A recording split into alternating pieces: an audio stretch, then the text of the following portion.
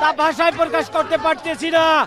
আমার একটাই কথা মনে পড়তেছে, ঢাকা না দিল্লি, ঢাকা ঢাকা, এই খুনি হাসিনা, এই ফ্যাসিস্ট হাসিনার আস্তানা জ্বালাই দিচ্ছে, বুলডোজারটা ভেঙে গুঁড়া গুঁড়া করে দিচ্ছে।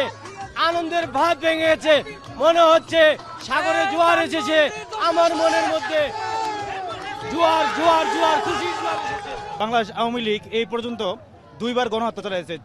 ৭১ থেকে ৭৫ প্রথম গণহত্যা প্রায় ৪০,০০০ গণবাহিনীর কর্মী হত্যা করেছে।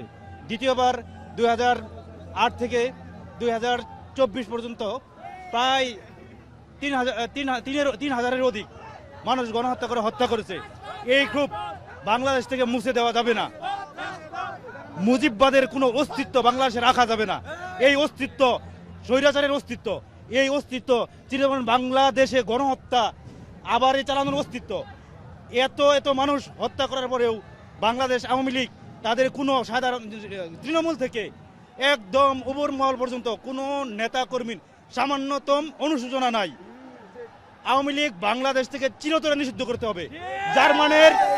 জার্মানের হিটলারের নাৎসি বাহিনী যেভাবে যে আইনে নিষিদ্ধ করা হয়েছে, এই সংগঠন পরবর্তী কোনো নামে বাংলাদেশে আর হতে দেওয়া যাবে না।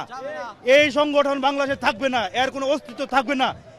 এই ধানমন্ডি ৩২ যেভাবে ঘুরিয়ে দেওয়া হয়েছে, এর পরবর্তী মিশন হবে গোপালগঞ্জে স্বৈরাচারের কোনো অস্তিত্ব থাকবে না বাংলাদেশের বুকে। এটাই শেষ কথা, এটাই জনগণের ক্ষোভ।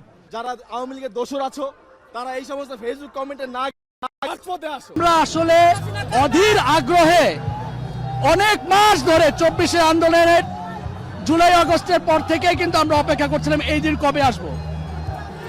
এইটা হচ্ছে কি ফ্যাসিবাদের চিহ্ন।